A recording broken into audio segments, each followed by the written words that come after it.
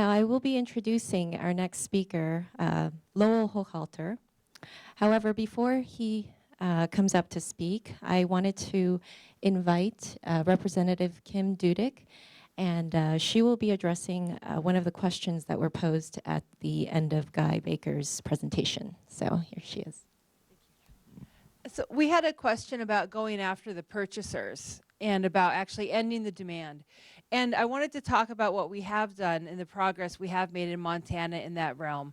When we changed our laws in 2015, we specifically went after the people who were buying the sex. So there is a law called, it's in our section, it's 455705, but it's called Patronizing Victim of Sexual Servitude.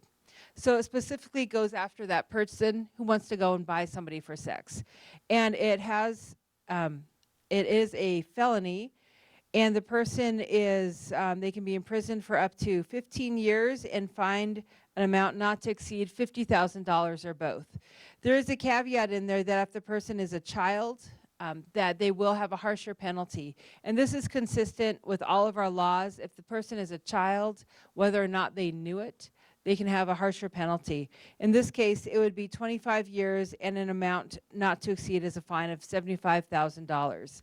For all of the human trafficking laws, we have a specific additional section that provides an aggravated circumstance. And what that means in the law is it's something that allows a prosecutor and a judge to impose a harsher penalty. And in this case, that aggravated circumstance would be if the victim is a child.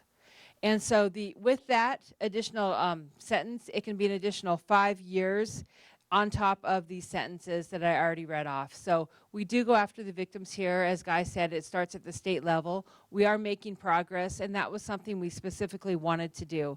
My favorite part of all of this is that the person who purchases sex from a sex trafficking victim has to register as a sex offender, because they are. And that was something I made sure was in the law. So if you think that you can just go and buy sex and nobody will know, people will know because you'll be on the registry. So that was something we did. Where does the law put the legal limit? You said child? Child? Yeah. Minor. 18. So anything below that is a child? You bet. I wanted to make that clear in the law too. Child. Thank you. Thank you.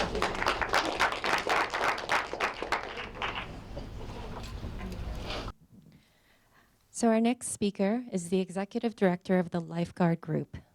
For the past 8 years, Lowell and his wife Tammy have worked to fight human trafficking both here at home and abroad.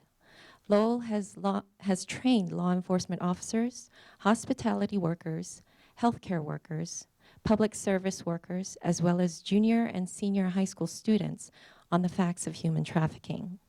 Lowell and Tammy live by the motto that until everyone is free, no one is free.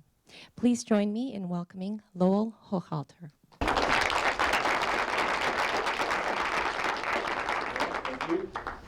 Well, I want to say how awesome it is that this room is as full as it is. But then in that same breath, where's everybody else in our community, right? But I get it. I mean, it's a weekday and all of that, but it's a start. It's a great start in our efforts with the task force. I'm a part of the task force here in Missoula, and I'm excited about the momentum that is already beginning to pick up. And Julie's going to talk a little bit more right after about the task force and how you can get involved. The more people involved, the better. I tell people all the time, we lived 6 years in Billings, and Billings is fine, but I always tell people, like, who would live in Billings when you could live in Missoula? And so Billings now continues to tell us, the task force over there, that they've got about 300 people on their task force as a whole. And so if for no other reason, we must outshine Billings. And so let that competitive piece come alive in you and understand that. So I'm going to talk a little bit about protecting the vulnerable. And people will often say, you know, whether it's training with law enforcement or training hospitality or healthcare workers, whatever, or just speaking to a group of parents or teachers, Like, well, who is the most vulnerable?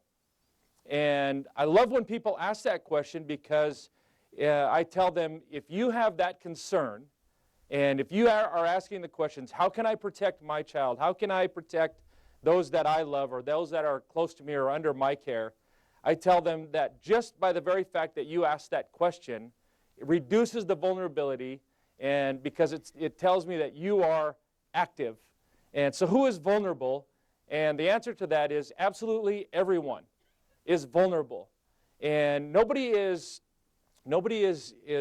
exempt from being recruited, from being exploited, no matter what that is. And I do want to make a mention of there is a show that, and you can watch it on Netflix. Now, I'm going to give you a straight up disclaimer. It is very graphic. There is nudity in this movie. It's a documentary, but it's called Hot Girls Wanted. If you are a parent, it's tough to watch. I wouldn't suggest that you watch it with your kids, but I would suggest you watch this. It shows how rural America is affected and is being exploited just because of our locations or of our just being naive of what is happening. It shows 3 or 4, I can't remember the exact number, 3 or 4 rural teenagers who are recruited to work pornography and then are pushed into the trafficking industry. And so I wanted to show that. And again, I'm not endorsing the movie, as I'm telling you it's very graphic and you will be disturbed when it's over. So just know that going in. This is a statement that I think when we start talking about human trafficking, we start talking about our kids, I think it's something that really encompasses a lot. They will be victimized for as long as we're willing to look the other way. And that's why the more people that know, the better we're served as a community, as a city, as a state, as a nation, as all of humanity. I try my hardest whenever I present, whenever I talk, to not talk about trafficking as an issue or a problem. Because we, especially in our Western culture, we do really good, we do well at taking things and compartmentalizing them. Well, let's talk about this problem, or let's talk about this issue, because when we can do that, then we can box that up and we can put it on the shelf and we can say, well, this problem is for law enforcement. We need more Guy Bakers to solve this problem. But we need to take it off of the shelf and open the box and realize what we're really talking about is people. This is sons and daughters that encompass what we would say is this problem. And so in this entire day, if you will just every once in a while just check yourself, walk back and realize what we're really talking about today is people. And every statistic, every story, there is a person, there is a daughter, there is a son, there is a husband, there is a wife behind all of these. And I think it's just super important that we do that. When I first got trafficked, my home life was very violent. Because of the things that I've been through in my life, being sexually molested at a young age, having a family member not believe me when I told them that it happened by the hands of a family member, I felt that no one was there to protect me and no one cared or loved me. When I was 12 years old, I was a runaway. I was just walking around in the streets and a guy pulled up on the side of me and asked me if I was okay. I told him I was fine and I started to walk away and it started to rain. He was like, well, just come sit in the car with me until the rain stops. I was cold and wet, so I agreed. I was basically kidnapped and raped and beaten, sold for days.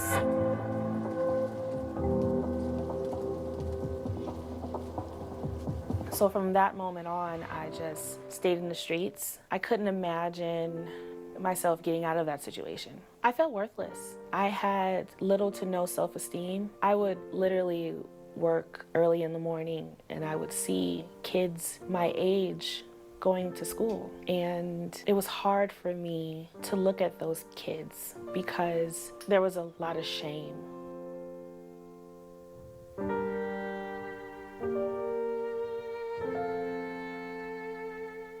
The one way that I was able to get a break from the life was to basically go into a store and steal in plain sight while my pimp was outside in the car. If I was caught stealing, I would eventually get arrested and I would go to juvenile hall. For most girls or most kids, they will see it as a punishment, but it was structure in my life. It was a safe place and I knew that no one will be able to harm me. My life basically changed once I was beaten by my pimp. And I was in a hospital for a short stint of time, and I knew that this was my way out. I was turning 18 and there was no more safety net. So if I was to get in trouble, if I was to steal to get away from a pimp, I was going to the county, and that was a whole nother world that I did not want to be a part of. So I took that opportunity to leave California in hopes of leaving the life. I realized that I was a victim, and then I became a survivor, and now I am a warrior.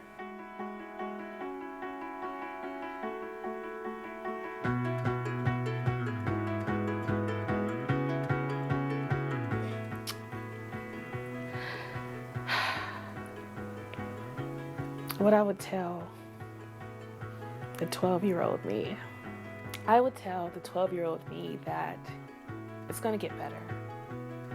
I would tell her that your life may seem like it's being sacrificed right now, but it's going to help so many other women. So just keep on going.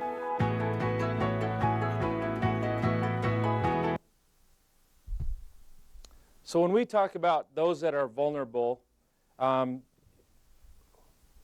would you say would make up those that are vulnerable? Now, and don't compartmentalize it to just trafficking. Who is vulnerable among us? Children? What's that?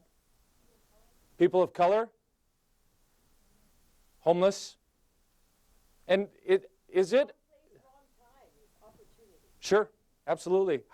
Does it surprise anybody that we have not just in our country, but even in Missoula, we have a huge homeless teenage or young person population? Guy and I were on the radio Monday or Tuesday, and I made that comment about the vulnerability of homeless youth, and several comments came of how could that be in Missoula. We have so many services, and I hope that's not a shocker to you that we have a huge homeless population of young men and women that just because they may sleep under a roof and couch surf from place to place does not constitute a home. So homeless youth, right, wrong place, wrong time. Who else is vulnerable? Anyone? Disabilities? Yep. Drug addicts, okay, those with addictions to drugs, alcohol, those in need. Anyone else? Yep. Anyone else? Daughters of sex workers? Absolutely. Yep. So what we're going to talk about when we talk about victims and those that are vulnerable, you can really use the word victims and those that are vulnerable like in a simultaneous way. And so we're going to work from that understanding today. So when we talk about those that are in the life or in the game, or those that have been rescued out of that and are in a process of restoring their lives, as we look at those, really they fall into these three categories, and they're very broad.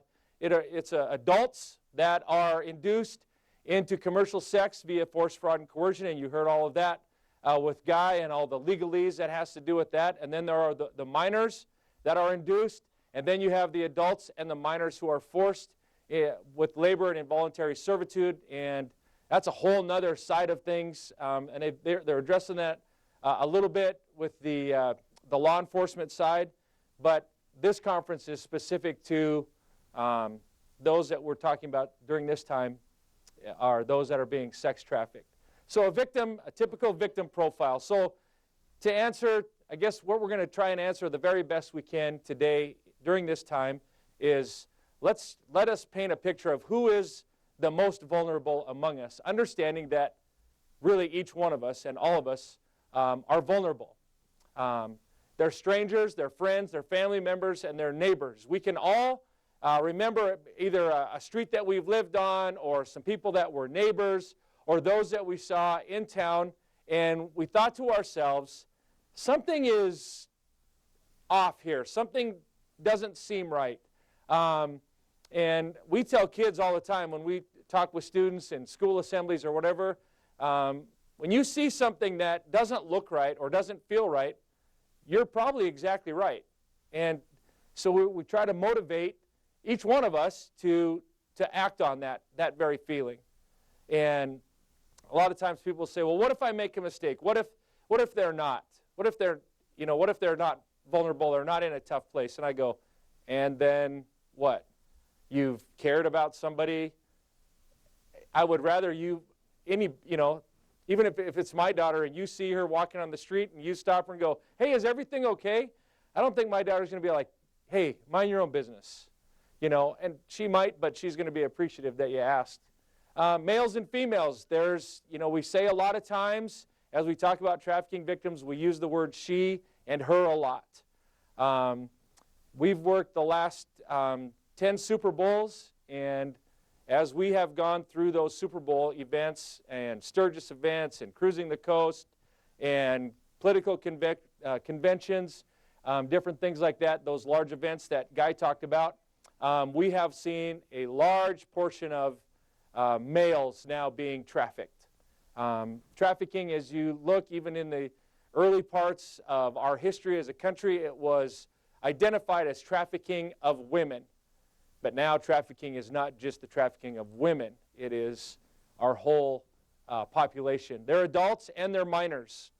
Some people think that if it's an adult that's being trafficked, then she's a prostitute, and the children are those that are being trafficked.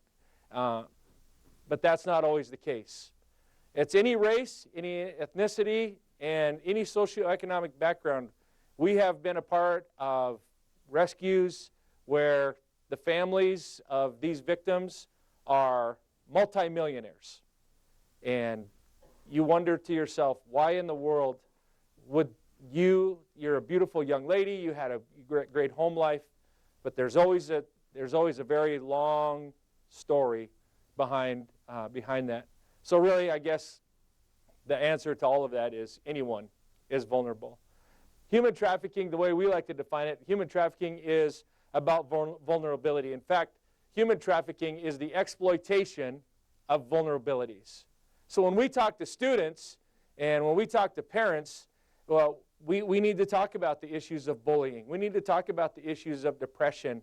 We need to talk about all of those things because they build that vulnerability that a trafficker can come in and can use. We listed many of those. Displaced youth. When the Super Bowl was in New Orleans, it was right after Hurricane Katrina had come through and caused a massive destruction. Well, they started to relocate those families to different places. And people all across the United States, they would have opportunities for families to come and either live with them for a period of time or they had shelter for them. But they would list them out and say, we have room for 4 or we have room for 5. If it was a family of 6 or 7, I can tell you, and I know it's hard to believe that it would happen in the United States because this is what we talk about that happens in Ukraine and Romania and South America.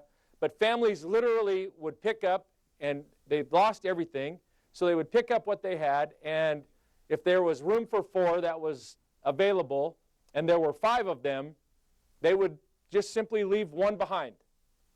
And when we worked that Super Bowl down there, I can tell you that there were thousands of displaced youth. I guess their family was more displaced because they were in the place of origination. But those families just left and obviously made those kids incredibly vulnerable to traffickers.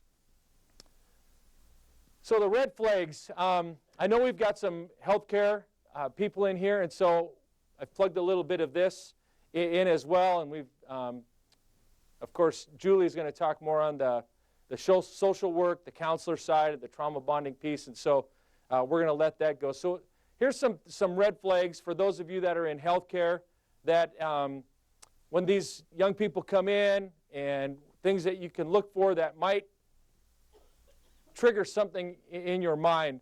The persistent or the untreated, the STDs, the UTIs, abnormally high amount of sex partners, and they may talk about those. They may bring that up in conversation.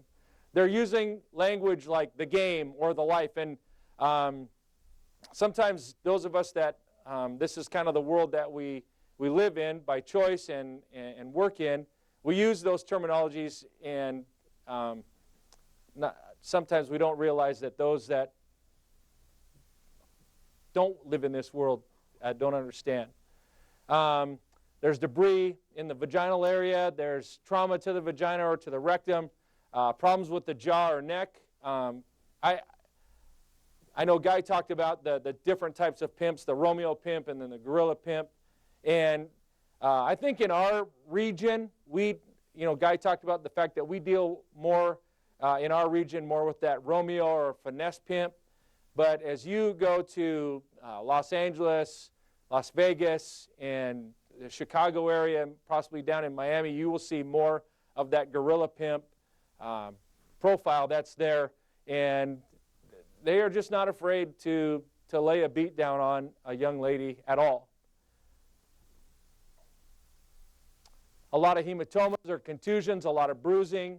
And we did a school assembly, in fact, and it wasn't even the assembly that we do that addresses human trafficking. We just did a simple school assembly in a school of about 60 kids, high school kids. Well, I noticed there was this one girl that sat in the assembly, and I thought she must have been either the daughter of the principal or she was a teacher's daughter that didn't have class, because I thought she looked more like a 6th or 7th grader.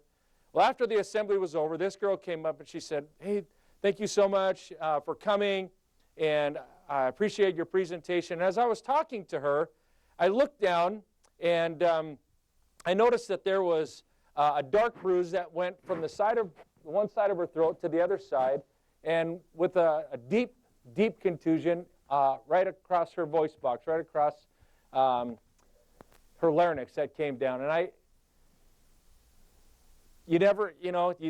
do you step in? Do you not step in? I've learned it's better. So I just said, "Hey, is everything okay? Are you feeling safe?"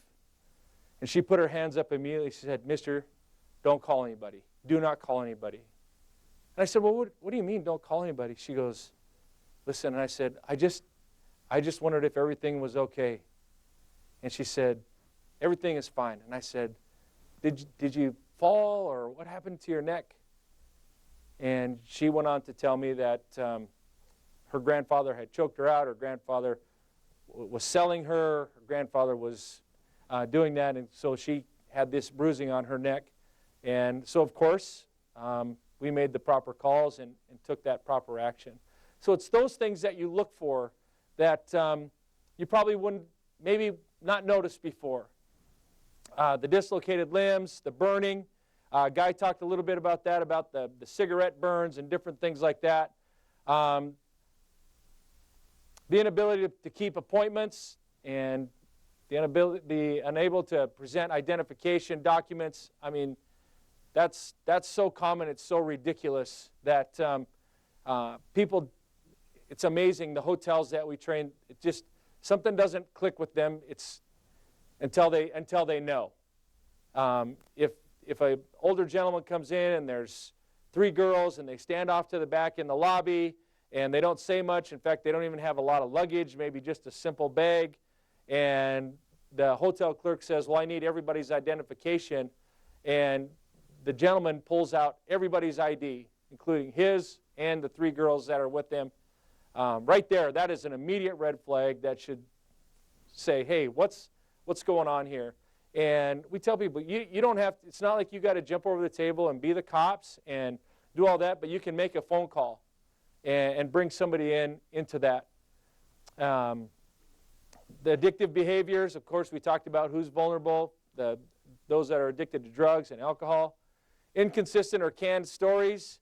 I've had opportunity to travel a little bit with Guy and visit with him about some of the cases, and it's amazing how the stories will be canned until they know that an individual like Guy cares about them, and pretty soon the truth starts to come out. But they learn these canned stories not so that they can lie to the cops. They learn those stories to protect themselves. They build this wall around themselves, not so that they can lie, not so that they can deceive, so that they can protect themselves. Everything that a victim does is in a place of survival and a place of protection.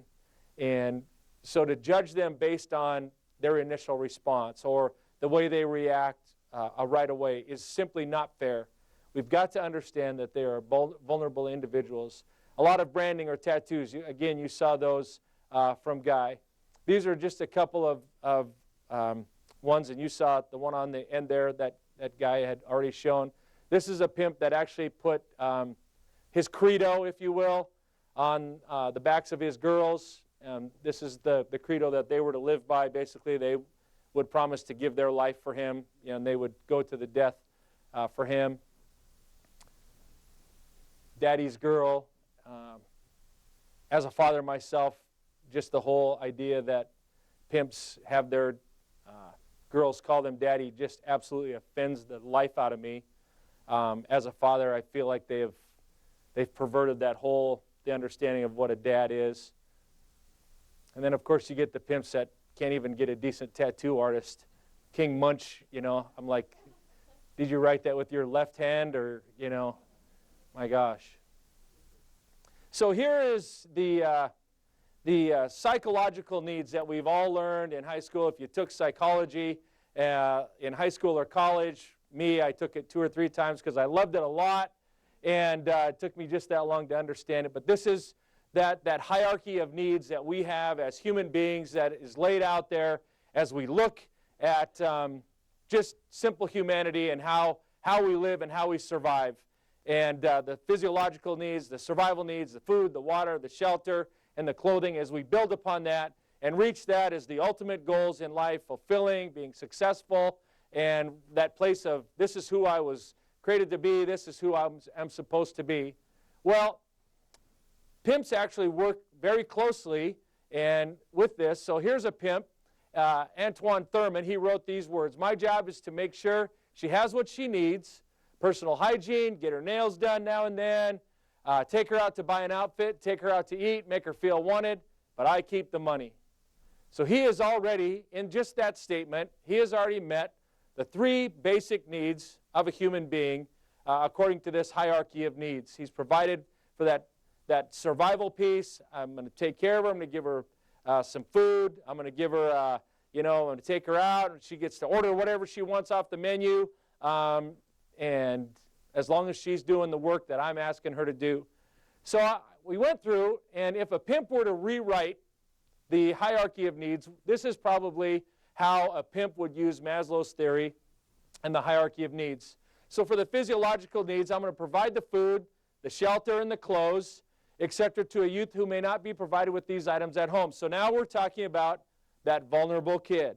And you're going to see the vulnerabilities that will be very apparent as we walk through this. So they're not being provided with this. Or a homeless youth who is too young to find employment, to get a job on their own, and for these basic needs to be met. And so this is that kid that is homeless, this kid that maybe comes from a very impoverished home life and feels like they've got to maybe pull their weight. Maybe there's familiar pressure on that as well. Well, then there's the safety and the security. So this pimp is going to offer safety and protection against abusive parents or peers.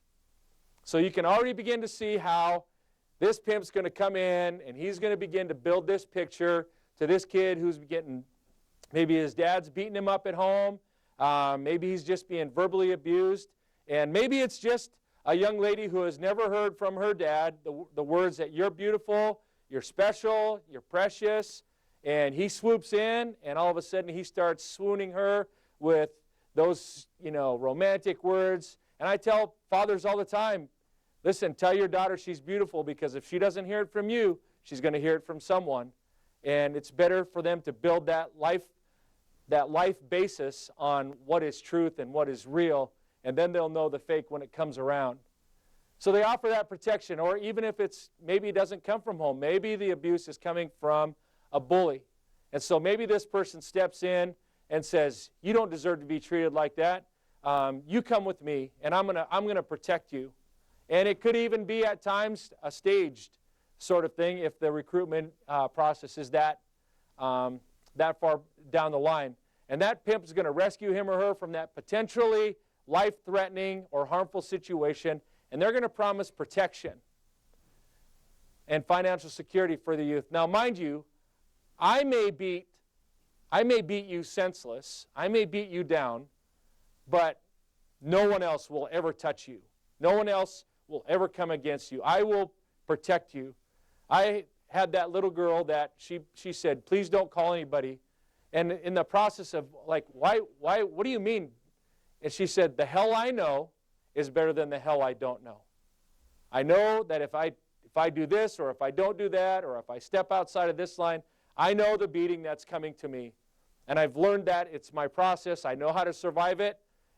I've built my life around that now. Don't place me in another environment that will cause me to at least not know where my beating is. Then we move to that place of love and belonging. Simply, just like that Antoine Thurman said, hey, I just need to spend time with him or her, participate in their favorite activities, be present there, be engaged a little bit in their life, offer love, maybe even the promise of marriage and the promise of a family somewhere down the road. And with the Romeo pimp, he will hold that over and out like a carrot on a string in front of a young lady. Someday, girl, someday when you work hard and I'm working hard and we're going to build this together, and someday we're going to build this life together. Someday, but we've all both got to do our part. But I'm here for you. I'm here, and we're going to build this life together. And those words sound like sugar to a young lady who has never heard the words, I love you, I care about you, I'll be there for you. And again, the majority of us look through the lens of eyes that maybe we come from a very healthy home, a very healthy background, and we say, how could you be so blind? How do you not see that? Well, you're talking about the vulnerable people who are desperate to hear those words.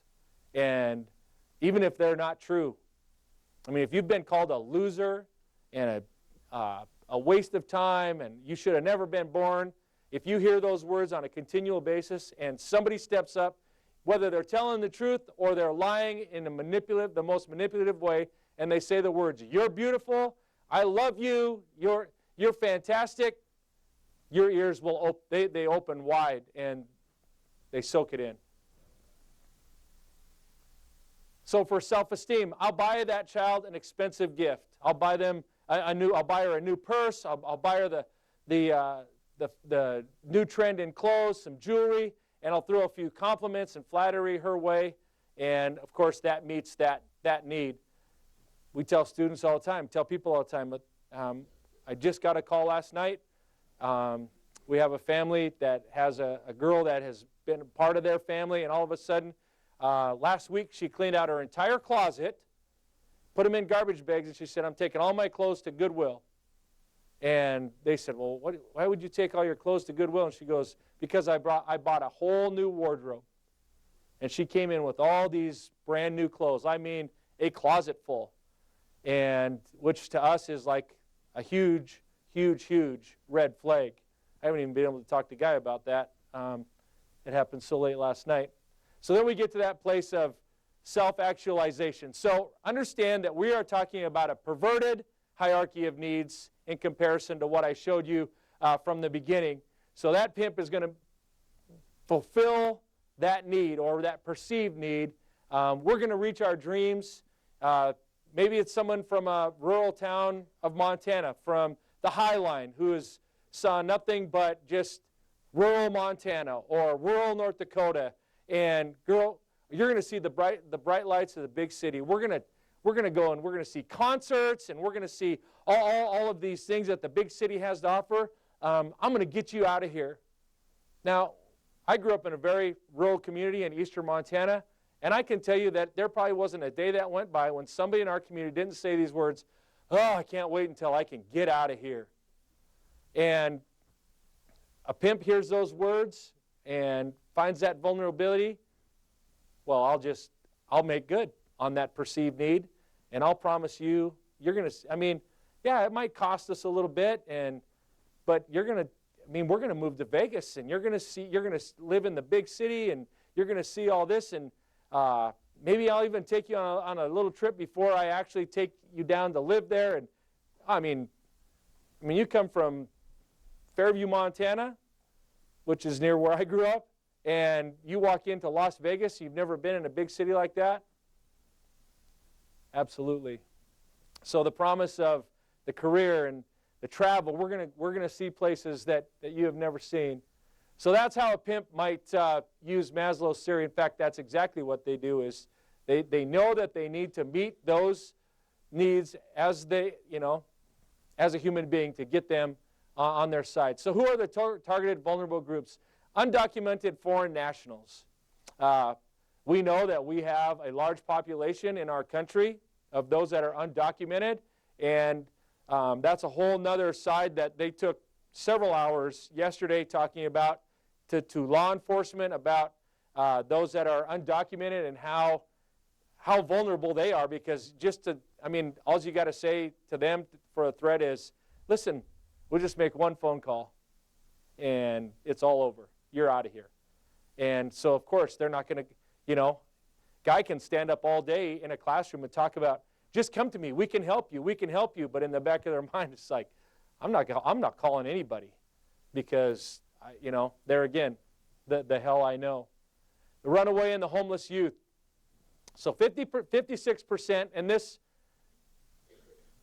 is, it's a loose number, but 56% of prostituted women were initially runaway youth. Those that we have worked with and we would call now survivals or in a restoration mode in their life, will tell you that they were at one time, how they were introduced to the life or to the game is that they ran away. And so for us, a big time vulnerable group is a missing kid. When I see, whether it's on Facebook or some other sort of media that comes out where a kid goes missing, it's not just a missing kid. It's a vulnerable kid. We know that when a child goes missing within the first 48 hours, that 80-some% of those are approached by a pimp or a trafficker in those hours. They are incredibly vulnerable.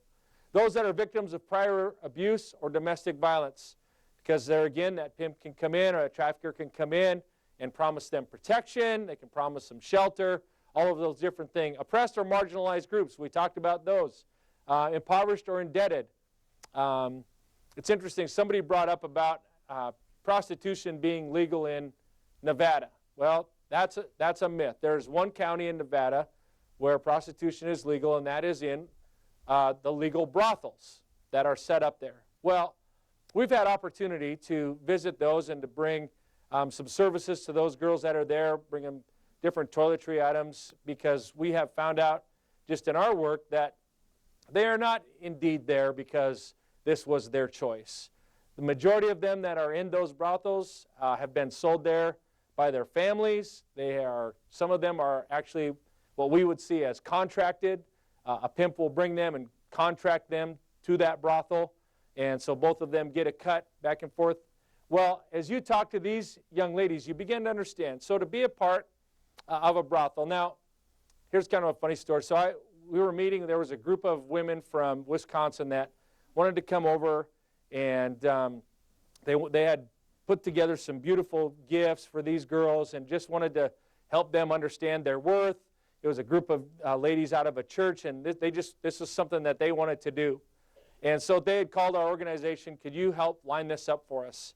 And so we put together the opportunity, and I flew in from here. I flew into Las Vegas. I rented a car, and I drove over to Pahrump. And I got there before the group got there, and I knew that they were about to get there, and I thought, well, I was in such a hurry. I landed, got my rental car, and so I thought, well, I need to let my wife know that I've made it safe. And so I sent her a text, and I said, hey, babe, just got to the brothel. I'll text you when we're done here. And I put my phone down, and my mind started, I was like, that is so awkward. That's the weirdest text I may have ever sent. So I got back, and I was like, so when the ladies from Wisconsin get here, and we've given them their gifts, and so just in case Guy Baker were to find my phone and start to dump my phone, I wanted to make sure I was protected. So talking with some of these young ladies, I sat across from one. Her name was Debbie, and Debbie began to tell me her story. Debbie was sold into the brothel when she was 14, and of course, they manufactured the documents that said she was of age. And so now Debbie was 22 and of legal age at this point. However, so people often ask the question, why don't you just get out then? Well, for her to be a part of that brothel, she, just like, I guess, a cosmetologist or a barber, you have to be licensed. So through that brothel, she had to pay that licensing fee. And to be licensed, you have to be blood tested. And so every week, they come in and they do blood tests. And so she has to pay that as well. And you aren't held captive there, but because there's the licensing fee, because there's the blood test, you're really not allowed to just leave the property because you've been tested. And so if you leave the property of the brothel, you sign a 3-month contract for this particular brothel. And if you leave the property of this brothel, it's a $1,500 a day fine that you pay for every day that you are off of the property. When you come back, you have to be retested, relicensed, and all of that process has to go through. Now, mind you, the fee for your room is $120 per night, and so we'll just take that off of the top and add that to your tab. And then, of course, you work basically on a commission basis. So as you talk to Debbie, you begin to ask her, the questions that are very honest questions. Why are you still here? Well, she is so indebted to that brothel at this point. When her 3-month contract came up, she was ready to walk. She was gone. She was done. And they said, well, here's your bill. Well, she doesn't have any money to pay that bill because this is the only job she has that pays that bill. And so they said, well, why don't you just re-up then, and then you can just work that bill off. Well, you can see the cycle then that happens. And so Debbie is still there trying to pay off that original bill that started when she was 14 years old. And so to ask her the question, why don't you just leave? I think she would look at you and go, yeah, why don't I just? Right. Yeah, STDs, absolutely. It's a state-mandated test for her to be licensed. There's a window period for HIV, so even if you get tested for that amount of time, they just keep testing over and over. They're retesting just for STDs, so beyond HIV, and to be honest with you, I don't know the entire scope of that test. Yes? If she went in when she was 14, so 14 to 18, she was a minor, unable to... But she had documents. But did she have control over that? Or No. did she have a pimp? So she was there for 4 years with illegally. Right. And the brothel is not at all culpable for that? Sure. Now that they know for sure that she's 22? Well, the brothel's going to say, this is what the document said, just like Backpage does. Hey. Forgiveness of debt, just in regard to lawsuits and Right. however people manage those things. Yeah. And that's where you get NGOs that come in and try to help these girls dig themselves out of that. And it's justice is what it is. True justice. What's the legal age?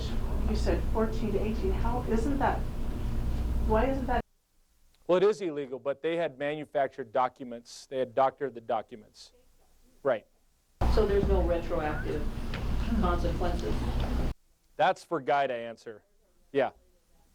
So. Right. For me, a red flag is a girl or guy who has false ID. You know, they look like they're 16, but it says 21 or something like that. It's very easy to get forged documents. Oh, absolutely. But because of the amount, I mean, this whole, see here we again, this whole issue, this whole problem is driven by the dollar. So everybody's going to make theirs. And I mean, obviously, the brothel doesn't care about her. They could care less about her. Even though the madam that works in this particular brothel, you know, she'll tell you over and over, just like a pimp, I care about these girls. I love these girls. I'd do anything for these girls. Yeah. There again, there's the displaced people, civil unrest, natural disasters, political instability. Right now in Ukraine, with all of their issues with the civil war and things that are happening there, the amount of kids that are being, right now in the nation of Ukraine, they have 700,000 orphans that are living in the sewers. And traffickers really, I mean, they're recruiting out of Eastern Europe. Disrupted family situations. You know, we like to point the finger at the foster system. We like to point the finger at all these different things, but I always tell people, if you have the strength to point a finger, then pick up a shovel or keep your mouth shut. Mental illness, depression, somebody talked about that. We're seeing an incredible rise as far as those that are being trafficked, those that are the most vulnerable are those that are disabled in some sort of way. I mean, an autistic kid that is nonverbal is such easy prey. Yes, ma'am. I was just wondering, you were talking about their debts in form of like a contract. Is that correct? Correct. So is that something that would hold up in court, or how are they enforcing that debt? I'm sure it would. So the contracts are worded vaguely enough that that's correct. I mean, just so you got to understand, so that in that county, it shows you how backwards they are, that prostitution is legal. And so that's the lens that everybody there is looking through. The low self-esteem, the minimal, that's why to us, we need to, you know, we encourage families all the time, talk to your kids about depression. Bring those subjects up. Those are all subjects that need to be talked about around the dinner table. Those are things that, as a mom and a dad, you need to bring these things out. Find out if your kid's battling depression. Find those things out. Somebody will dig in, and if you don't use that as an opportunity to reach out to your kid, somebody will use that as a foothold to dig into their life. I just, you know, I don't see anything that says, you know, you men, if you are attracted to children, we need to get you help. How come we don't see any awareness like that or shaming the men who use this service? Yeah, it's lucrative. There are some states, and I don't know if this would be a question for Kim, is like in Texas, there's a major proposal out. So for example, and I don't know what, in Montana, if you have so many DUIs, then you go to driving school and you have to go to so many classes. Well, in Texas, if you have so many charges as a John, then you go to John school. And they have victims that have been trafficked and are now in a place where they can talk about it. They come in, and so to understand this is not a victimless crime. This is not, you know, everybody wins sort of thing. And you are not entitled to use my daughter, to use me. Well, isn't it, or not, as long as people are watching pornography, human trafficking will never end? So her question was, as long as people are watching pornography, human trafficking will never end. There are a lot of individuals that will say that pornography is definitely the fuel to the fire of. And as you watch the graph, if you will, of human trafficking, it definitely follows the same graph line as pornography. So I did a presentation for a Rotary group, and this particular Rotary group was all men. And I got done, and the guy raised his hand, and he said, well, don't you think the answer is if we would just get back to old-fashioned pornography? I get what his point is. When Hugh Hefner came out in the 50s with his first magazine, it wasn't even naked women. It was scantily clad women. And then, of course, as society moved along, the limits got pushed, and they got pushed, and they got pushed. And so now what would have been called pornography in the 50s is common TV or commonplace today. And so right now pornography, that's a whole nother side of, that's a whole nother conference, really. So the average onset of use of pornography right now for a young man is 8 years old in the United States. So what we're building, what they're seeing is not just a picture of a naked person. They're seeing torture, they're seeing that, and so now you've got to meet that or match that need that's there. So that's where that whole idea comes. So who are the targeted vulnerable groups that we're talking about? Of course, it's the runaways, the severe family issues like drug addiction, alcohol abuse, signs of fear and anxiety and depression. And again, that's why it's so important for us to address these issues.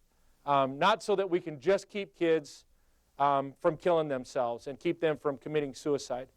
The understanding depression and fear and anxiety, it absolutely builds such a, did I just say beer? I'm sorry. So now everybody was like, is it 5?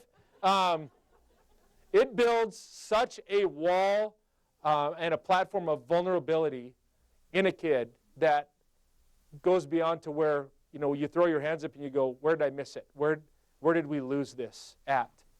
The hypervigilant kid or the paranoid behavior, everybody's after me, nobody cares about me, they're interested in relationships with older men. I make a very blanket statement when I talk to students. I say, if you have a friend, and again, I'll look at girls, I'm like, if you have a friend and your friend is 15, 16, 17 years old, and she tells you that she has a boyfriend that's 23, 24, that is not her boyfriend. That is her pimp. And of course, they roll their eyes, and I'm like, you can say whatever you want, but to me, as a dad, it's inappropriate. I don't care who you are. I don't care how you want to frame that and what it looks like to you. Should never be. But some people would disagree with me, and you can be wrong. That's fine. There are those that they make the unexplained shopping trips or purchases of new clothing, like this young lady. All of a sudden, she's got all these brand new clothes, like handbags that are $1,500, $1,600, $1,700. And she's got pictures on her phone that her parents, people that are, I guess, that are acting as her parents, they found of literally she laid enough $100 bills out on her single bed to cover the entire bed. And she doesn't have a job that they know of. So absolutely, somebody better take notice.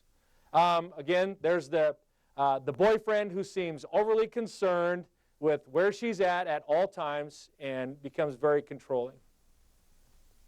So we're going to take a little test. So if you would write these numbers down. So between what you heard from Guy, Officer Baker, and what you've known from the past, maybe what you got out of what we've just talked about, we're going to take a pop quiz, because all of us that are out of school, there's nothing we miss more than that pop quiz. I mean, remember how great that felt when you came into class and the teacher was like, put everything under your desk, we're going to take a test? That awesome feeling of like, yes, could life be any better? That's why I wanted to do this, for just that reason, to give you that feeling back again, so you could feel young again. that sells anywhere. So the number 34. So this, I call this trafficking by the numbers. Anybody know what that might stand for or represent? Anyone? Children a day get drawn into that life. What would you say no? It's just like more pimps per month. More pimps per month? Anyone else? Sexual acts? That are children that are lost to traffickers every hour in the United States.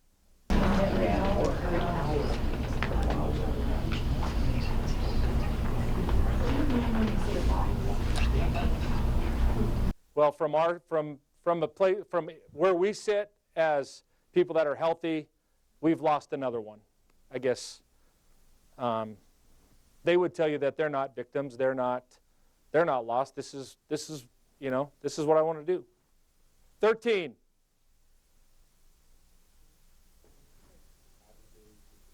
Average age of a young girl entering into prostitution. 12. Number of hours before exploited. Here's a hint. Go back to the answer before. Average age of a young boy that enters prostitution.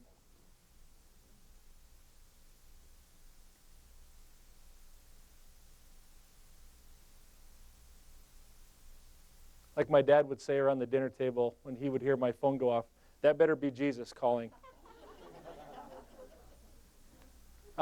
15, number of times that they are forced to sell their bodies in a single night. And that's an average number. Victims have told us it could be from 5. We had one girl, she goes, if I didn't have 20 to 25 dates a day or a night, then the beatings I got were unbelievable. Is that true in like Missoula or Billings as well? I would say that's probably not as true in our area because our population of our trafficked population is more transient, whereas in Vegas, that's where they are. Los Angeles, that's where they are. So I would say the number would probably be lower here. 90? I think I heard it. Yeah. That's the average price of a human slave today. Now don't get this misunderstood this is not from pimp to John cost. This is if, as a pimp, I'm not going to waste my time going out recruiting. We had one young lady that we are still working with today, and she has been rescued. We've gone all over the U.S. 5 different times to take her out of the situation that she was in, and we'll go 7 or 8. And I say that because I'm learning. My wife takes a lot of that side. After the second time, I wanted to throw my hands up and go, how many times are we going to do this? It's expensive, blah, blah, blah. And I mean, I get it, but my wife's like, whoa, we got into this for a reason. If we spend every dollar rescuing this girl every single time she calls, we will spend every dollar. Yes, ma'am. I understand. So this young lady that we are working with now, she can't remember how old she was when she was taken, but she was sold by her mom. Her dad had left, but she was sold by her mom out of Romania, and they took her to Moldova, and that's where they broke her. Then they brought her over, and somewhere on the East Coast, they did a stable sale. So pimps and traffickers showed up there, and they just literally bought girls. She talked about the process. We all had to take our clothes off. We walked down between all these chairs, and people offered to buy us.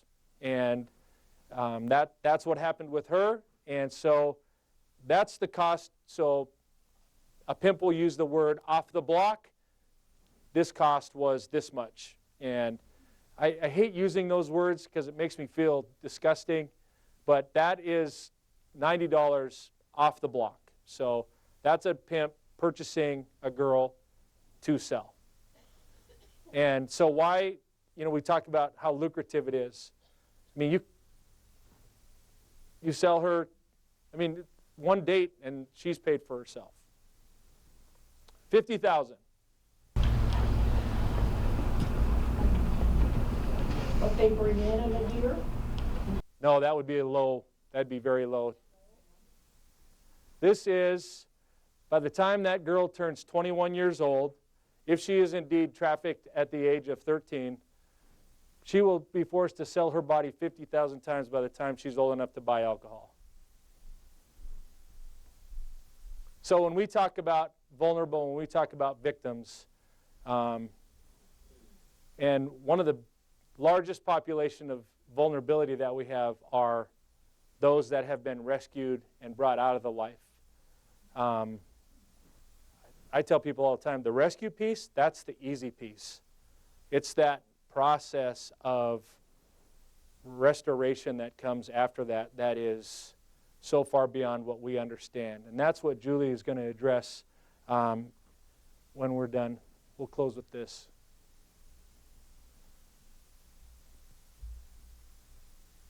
I got started when I was 13. I was really young, and the people that bought me were people that were looking for, child fetishes. There was like 15 of them in a room, and I was really scared. He cut me with a knife to be able to penetrate me. I was only 5. I was crying because I was scared, and he had sex with me, and that was my first time. I still had on my school uniform.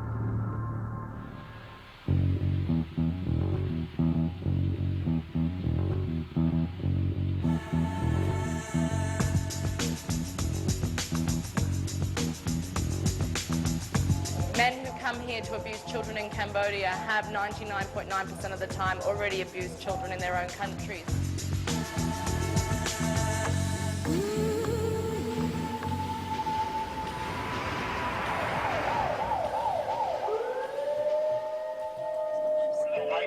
White shorts that we're all taking hits on. She's like scared out of her mind. She looks kind of young, like she's afraid to actually go through with it. All right, Brian, we got her. We as a nation are going to have to sit back, take a deep breath, and realize, oh my God, this is in our neighborhoods, in our families, in our communities. It's right under our noses. We frequently see drugs and psychological brainwashing become part of the process of keeping them committed to the offender.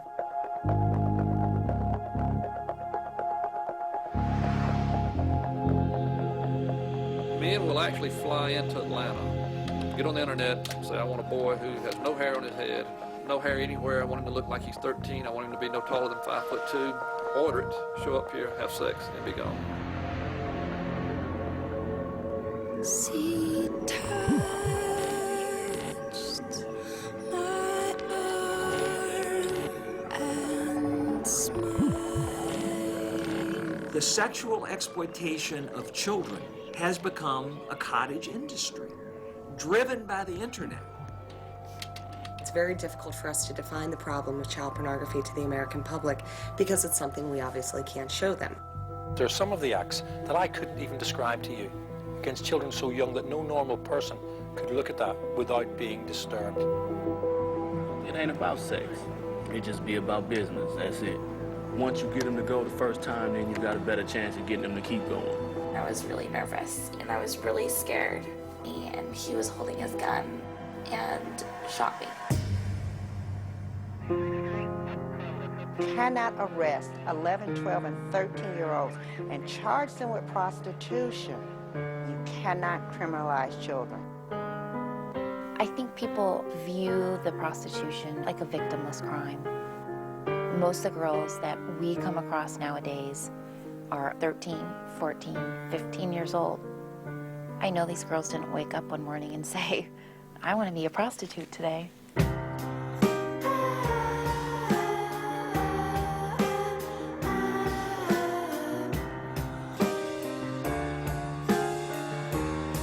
There are millions and millions of photos of children who are being sexually abused. Nobody knows who these children are. And it raises the question to us, are there that many pedophiles out there?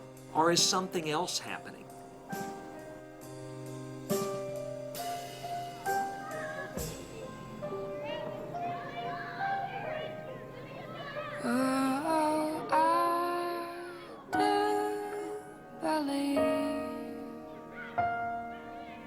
So we'll take a 5-minute break, and then we'll be back in here. We're pushing things a little bit time-wise because we've got that open section where our survivor was scheduled, and so we're kind of pushing time a little bit. So let's take that 5-minute break, come back. Julie's going to talk to us about the trauma bonding piece.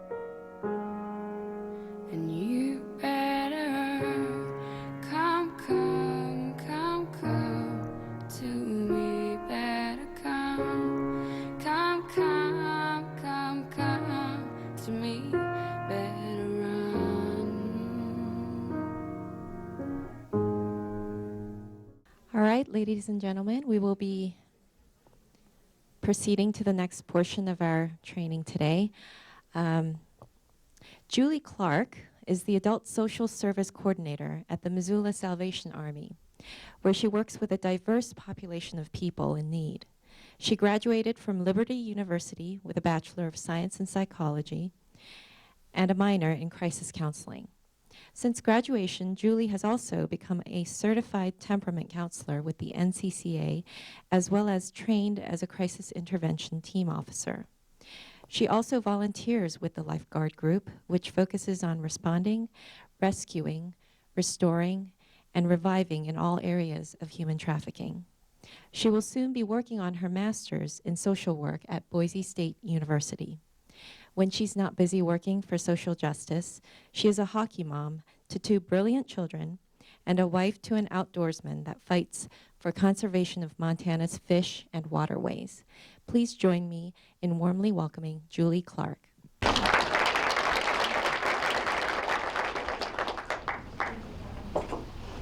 Can you guys hear me? No? Get a little closer. All right. Oh. That's the one thing you're not supposed to do, right? Knock your microphone off. So I've heard these presentations from Guy and Lowell time and time again, and man, I just can't get over. It's like a punch in the stomach all the time. Like, I am so grateful to see so many of you here today to learn how we can fight this injustice by educating ourselves. So how many of you have heard of trauma bonding or Stockholm Syndrome before today? All right, how many of you had to Google it before you came? Just kidding. So the more that I learn about trauma bonding and trauma in general, you realize how big and how much depth is involved in trauma and trauma bonding, especially in human trafficking victims. We only have 30 minutes, so we're only going to kind of scratch the surface and probably have lots of questions, comments, concerns, especially if this is your first time hearing about human trafficking or a little bit more in depth of human trafficking. So if you don't mind writing those down, at the end I'm going to try to save a little bit of time. We can go over questions, any comments at that time. So 20 years ago, I was working with an organization called YWAM, and we were working on downtown streets of Vancouver, BC. And at the time, we worked with a prostitute recovery mission. And we would go out and we'd hand roses to girls who were on the street. And at the time, we didn't realize the whole trafficking. I mean, it was still called prostitution. And it's amazing to see in the last 18, 20 years how far we've come with our research and understanding the victims, our research and understanding the Johns, the need, and then obviously the social justice piece of it, how far it has come as well. So it's exciting to have you here because we are a part of this movement moving it forward. Together we can do a lot more than we have been doing in the past. So I'm glad you're here. Last June, I was sitting in my office and I saw an officer come up with this young woman. And he said, "Can you help her?" I'm like, "Sure, how can I help her?" And he said, "Well, I think she needs to get a bus ticket to get home." So, okay. And that's one of the things that I do at the Salvation Army and administer grants for Missoula County. So this young woman sits down in my office and she starts telling her story. she gave me permission to tell her story. I'm going to call her Jane. And she said, you can tell my story as long as it's going to help people understand what horrific things girls have to go through in this country, those vulnerable girls. So she was picked up on North Reserve. She was with her boyfriend, and he was getting gas at Oli's. She decided, this is my one chance. I'm going to die if I stay in this relationship. I might as well try to escape, and if I die trying, at least I tried. So she was running down. She made it all the way to Ruby's Reserve Street Inn, and meanwhile, he actually got in the car and was trying to run her over, literally almost clipped her. She made it out on the sidewalk, and a Good Samaritan picked her up. Then, as this Good Samaritan, her son is in the back seat, realized this person after you is really, really after you. So on the phone while driving, I know it's illegal, called 911 and said, I have a victim here. Someone's trying to kill her. So the cops meet them in the Target parking lot, and they bring the victim to me. Like, after having this conversation, the perpetrator, her boyfriend, gets away, which he was later arrested. So Jane started sharing her story with me of what had happened. When she was a sophomore in high school, she grew up in a family, a pretty typical middle-class family in the Seattle area. She started hanging out with one of her friends. There was a group of 4 girls, and they would hang out with one of her friends who the parents weren't really having any control in the house. And so they would party and go and have fun, and there was no rules and no boundaries. So of course that's where the young teenage girls wanted to hang out. Before long, she was being trafficked by this mom, all 4 of the girls. And after 6 months later, some people were able to start seeing red flags. Some teachers started saying something. Community members, other parents started saying something. And longer story, that woman ended up going to jail for 3 whole months in the state of Washington. This girl, Jane, after realizing what's happened, the perpetrator is in jail, her parents didn't know how to handle her. She had totally, through trauma bonding, had gotten to this place where she couldn't have these normal relationships. She didn't know how to interact with her parents. She had so much shame. Her parents were, shamed for her. They felt that. And so she ran away. As soon as she graduated high school, she ran away. She ended up in the shelter in downtown Seattle, where she met a guy, her boyfriend, who wanted to take her places and show her the world and buy her things. So they went to LA, and it was glamorous and wonderful. And this is where the trafficking started. This is where he started grooming her. They ended up in Las Vegas. And eventually, they were here in Missoula. So she lifted up her shirt and showed me multiple places where he had stuck a key in her and twisted it. And in my mind, I'm thinking, why didn't you leave? Why? And we now know, we don't ever say, why didn't you leave? Because we're insinuating that they are weak, that they failed, that they did something wrong, and we just add any more shame to them. So we need to be very careful, social workers, counselors that I see here, we don't ever want to ask that because they have plenty of shame as it already is. So Jane not only is getting keys in her back and her side, cigarette burns, all these things that Lowell and Guy have already been talking about, but she was also getting hand sanitizer put in her eyes so she would go blind so she couldn't run away. So she eventually got to the point, like I said, where that bond had been so strong for so long, but she knew she would die if she stayed. So she made that choice to run, physically run away, knowing I'll probably die anyway. I might as well take the chance and get away. So we were able to get Jane home to a safe place, back with her family. We had made that connection, and to this day, she is actually doing quite well. She is trying some different therapies to see if she can set herself free from that situation. So that's a bit about Jane's story. So let's dig a little deeper, and what is trauma bonding? So trauma bonding occurs as a result of ongoing cycles of abuse in which the intermittent reinforcement of reward and punishment creates powerful emotional bonds that are resistant to change. So the cycles of abuse going again and again. Reinforcement. Oh, I'm going to buy you this. There's this false hope, these promises. And Patrick Carnes is actually who developed the term.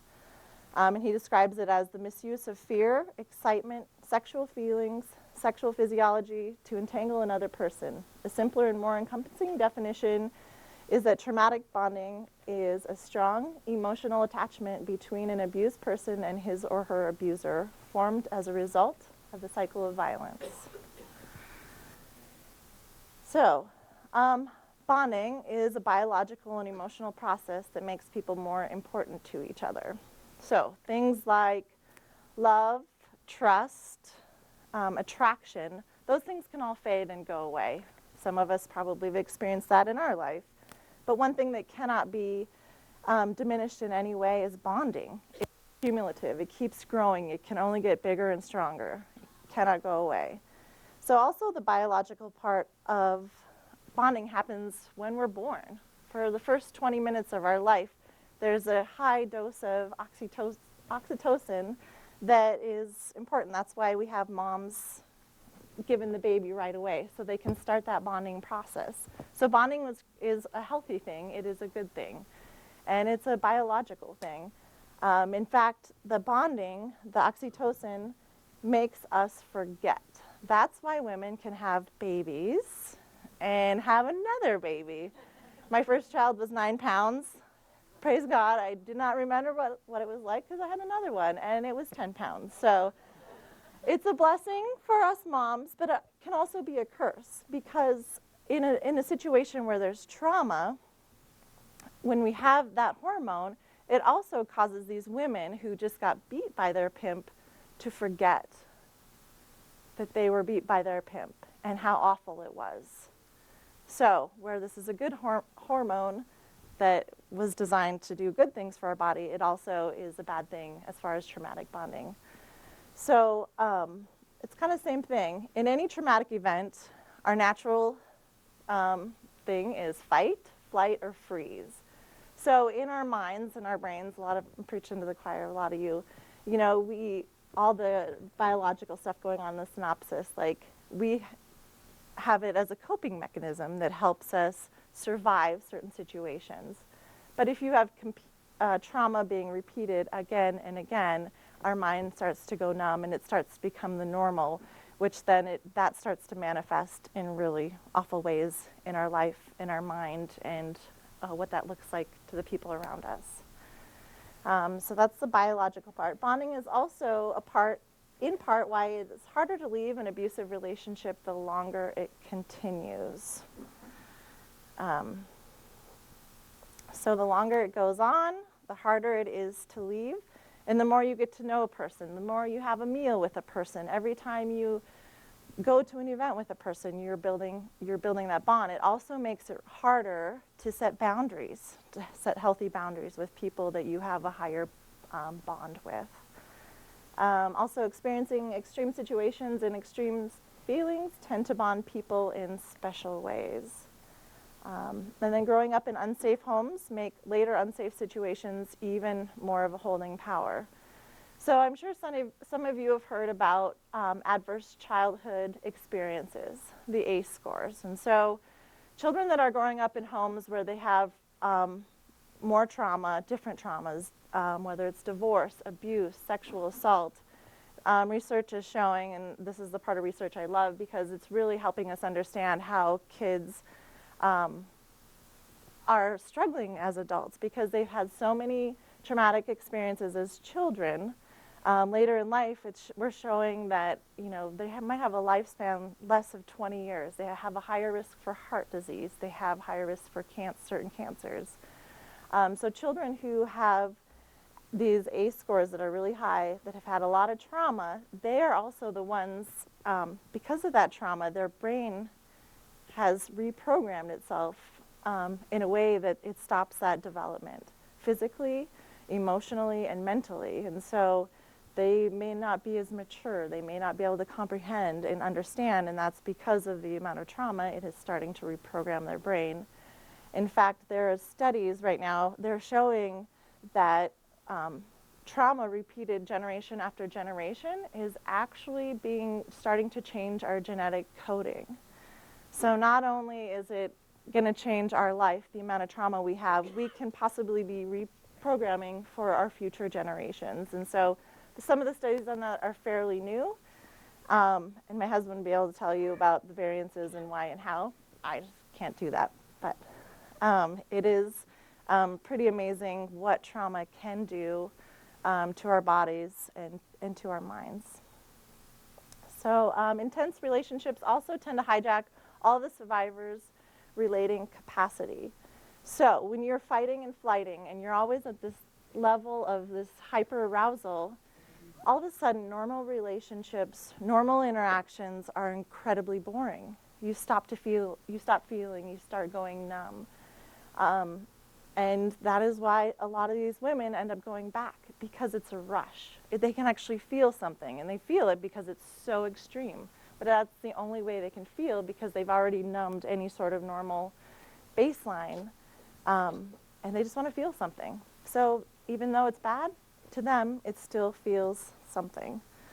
And then in a normal state, to believe that something this horribly wrong is wrong leaving, like, obviously there's that shift in their head, and it just goes to show you, they know it's wrong, but it's more wrong to leave because their perpetrator, their pimp, needs them, which we know is incredibly false. So trauma bond relationships involve inconsistent reinforcement.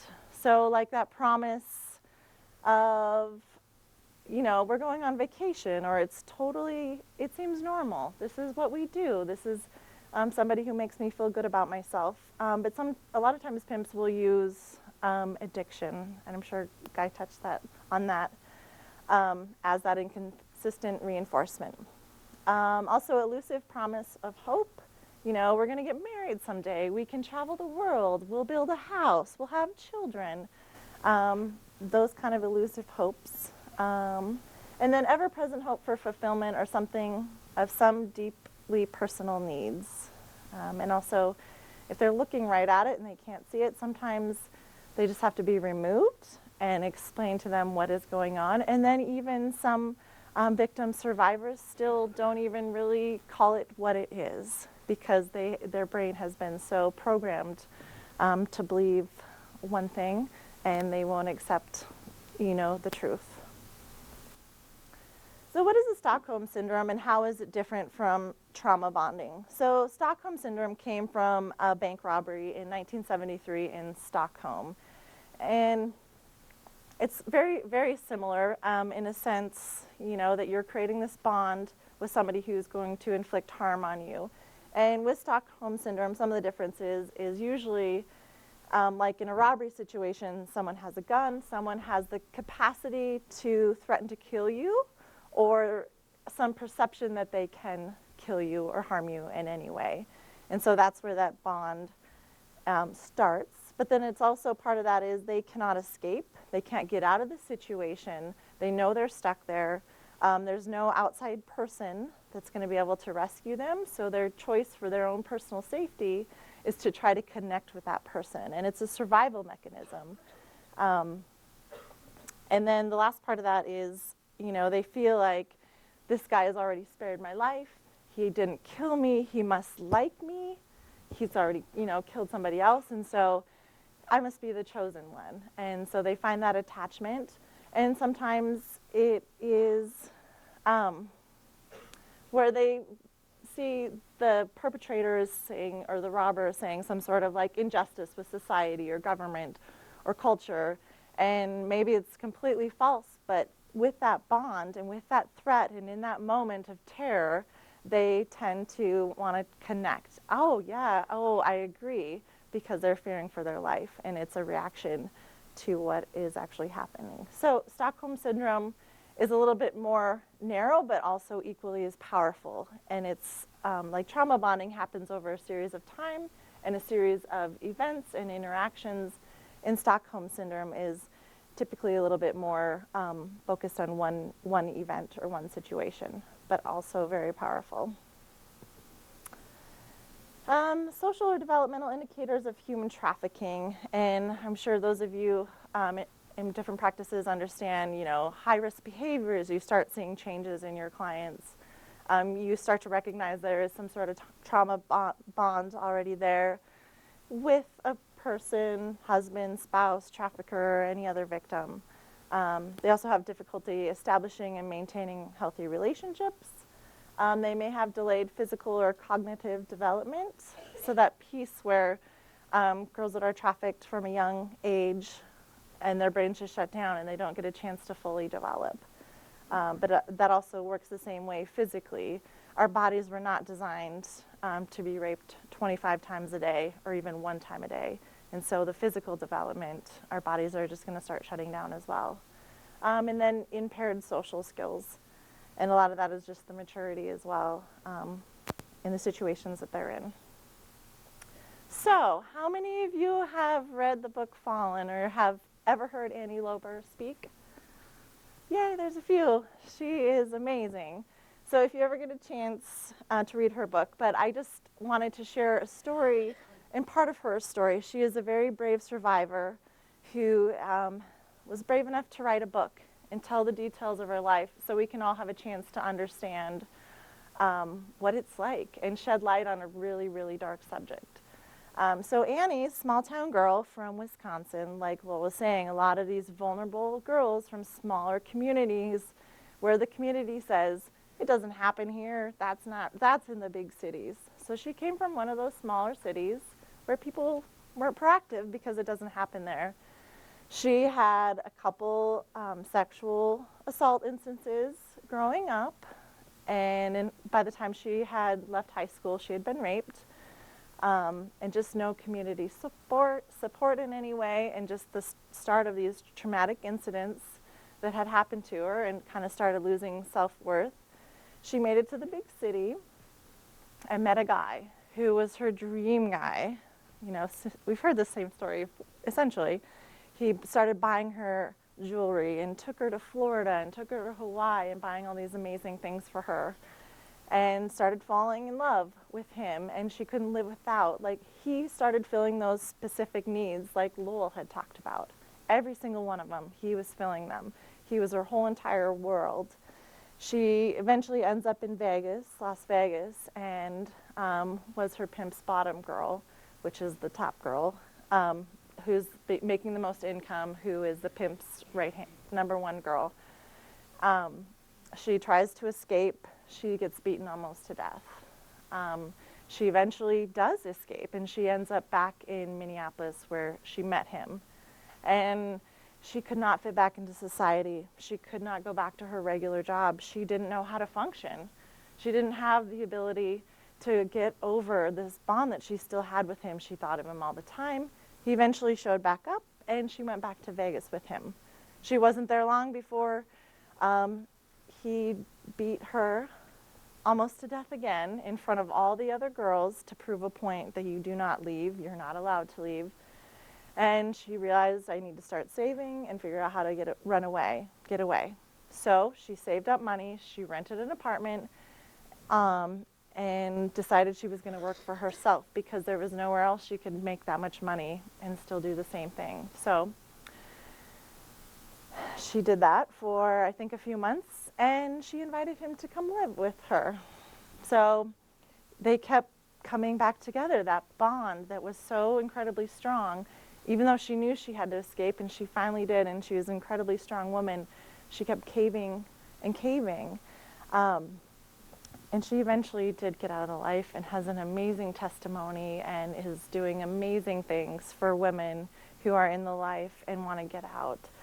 So I have put a few quotes up here from her book just to get a victim and a survivor's side of the story. So here she says, a pimp breaks you by brainwashing you. He makes you dependent on him, not only physically, but emotionally. He makes you feel that you cannot possibly live without him. And if you try to, your life will have no meaning. He is your universe. He is your meaning. As soon as you start believing this, he's got you. And then to solidify this control, he wraps up the deal by beating you into permanent submission. And then it's too late. You already love him. He won't leave you. He knows it. So he uses that love as a weapon to make you a slave, and you become frozen, afraid to rock the boat, afraid to stand up and leave. So that's, those are pretty strong words, you know, like you're totally dependent on him physically, emotionally, you cannot live without him, you're his universe. Even though she almost died so many times from being beat to the death, she woke up one morning out in the backyard, freezing cold, face down in dog feces, and was like, what am I doing? You know, and still could not leave at that point. So just some other quotes from her book. This is just talking about how the pimps use stables, how you have to be loyal to your pimp, and you know they're known as wifey or wifey-in-law or wife-in-laws, you know, and so it's just kind of playing on too, like every little girl dreams of wanting to grow up and be married, you know, whatever that looks like for that girl. That's our dream, and so you know, like the words daddy and wifey, and these all play into that emotional part that we all need, because right, we're all relational people. I believe we were designed and created to have relationships, which we are. And there was a brave survivor who also has a TED Talk. Her name is Barbara Amaya, and she was trafficked in New York City since she was 12 years old to the age of 15 when she finally got out. But she said she was recruited by a bottom girl. So the pimp was actually having their girls go out and recruit other girls. So as a vulnerable girl sitting out on the sidewalk the afternoon that she ran away from home, this lovely woman, beautiful woman, comes along and said, hey, where are you going to stay? What are you going to do? And, you know, that seems non-threatening. A really nice lady wanting to take you in and keep you safe. Wasn't the case. She was recruited by a pimp's bottom girl and brought into the stable of the other girls that that guy was trafficking.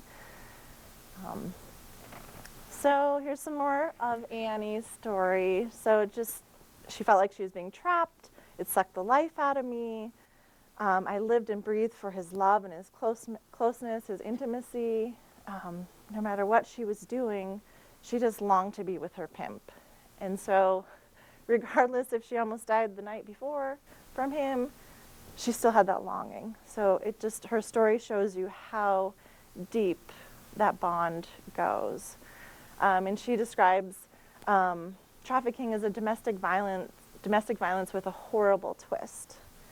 You sell your body to guarantee that you're not, you know, that you have this great thing in front of you. Even though you don't always feel safe, you stay in it. You do anything to please your pimp at that point. So I recommend reading Annie's book. It really gives you the ins and outs of it, and you see it firsthand through her eyes of what it's like. So not a light read, as most of this topic is not a light in any way. So some consequences of human trafficking. The list is long and awful, and starts with depression, all these things that a lot of these women had long before getting into the life, and they're going to have long even after and getting out of life. So depression, suicide ideation, self-harming behaviors, anxiety, post-traumatic stress disorder, nightmares, flashbacks, lack of emotional responsiveness, feelings of guilt or shame, hypervigilance, hostility. So imagine all these things, and then you add on top of it this trauma bond, this relationship that is so consuming in every area of your life. So all these things are co-occurring and making it just a mess. Then we also have depersonalization, derealization. So they feel like they're an outsider watching this movie about their life. Like, this can't possibly be me. How is this even happening?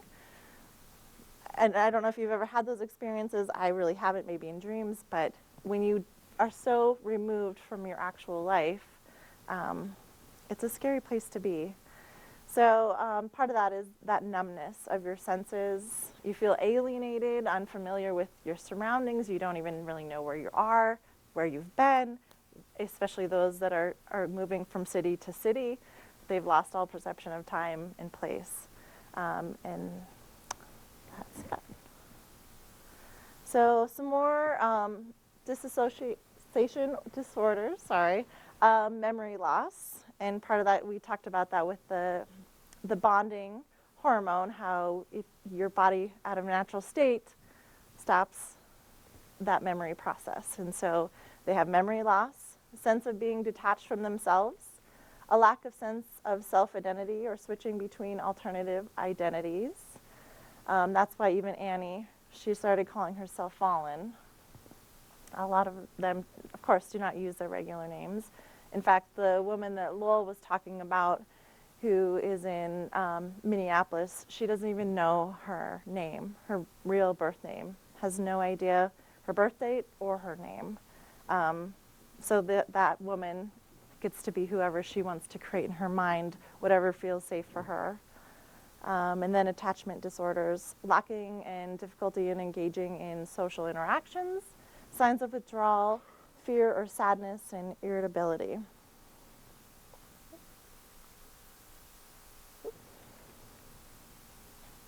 Sorry about that. So some therapies that work. There's a few different therapies out there that are proving to be helpful in treating the victims. And we're still learning, we're still doing research. What works for some individuals doesn't always work for everyone else. And so here are a few that are being most commonly used at this time. The traumatic incident reduction, so creating a safe place where you walk through those traumatic incidences with your clients. And some of you are probably very familiar with these: cognitive behavioral therapy, the eye movement therapy, temperament therapy. So anytime there are trauma bonds that are negative, if you can remove them from that situation, you can replace them with healthy bonds and help them recover in that sense as well. So how do you know if you or somebody you know is in a trauma bond? So the first thing you can look for is a constant pattern of non-performance. So yet you continue to believe that it's totally normal, it's fine. Another thing is others seem disturbed. So maybe people keep saying, oh, that's not right, that doesn't seem right, but to you it seems totally fine. It's not that disturbing. Maybe you feel stuck. Maybe somebody you know keeps saying, I just feel like I'm stuck, I can't do anything, I can't change it, it is what it is. Another thing is you try to change the person into becoming less destructive by trying to get them stop an addiction or become a non-abuser. You keep having repetitive damaging fights with a person and nobody wins. Also, you seem unable to detach from someone even though you can't trust them or really don't even like them. It means you could have a trauma bond. And when you try to leave the person, you find yourself missing them to the point of longing that it is so awful that you believe it's going to destroy you. So longing that much for someone who was destructive to you, not healthy, not good, not okay. So what can you do? So the first thing I thought of is please make sure that we are never asking a survivor or victim, why didn't you just run away? Because we really don't want to insinuate that they have failed, that they're not strong enough, they're not good enough. But we really want to just, if we need to label it or say it as anything, we can say, I'm sorry you were in a really hurtful, harmful relationship, instead of asking why, because that's really what it was, is a relationship with a terrible trauma bond. You can stay current, for those of you who are social workers and counselors, you can stay current on the latest therapies and treatments. Every time I research, it seems like there's something new out there. And another thing you can do along the lines of education is there's TED Talks on human trafficking, and there's even some really great brave survivors that are telling their stories that can help you understand it from their perspective as well. You can attend conferences like this, or there's some really great ones all around the country. It's just a quick search to find those. And then we want you to join our local task force to get involved. Here, I'm going to grab this. So on the back, I don't know if you guys all got one of these, the agenda. So on the back of the agenda, it tells how you can get involved. And in here, Joanna made this beautiful flyer. It tells you the 4 areas of involvement that we are having people in the task force get involved with, and that is prevention, protection, persecution, and partnerships. So we do a monthly meeting where we all get together. Our next meeting is actually on Tuesday, April 10th at 10:30 at the Salvation Army. We have a big community room there where we all get together and we discuss what's been going on in each of the 4 groups, and then we work together on things that we need to move forward. So it's open to everybody. We would love to have you come, and also part of that is to get invitations. I don't know what I did. Please sign up in the front table there. When you walk out, the first table on the left there is the Missoula Human Trafficking Task Force table. And we have a sign-up sheet, and we're just asking for names and emails.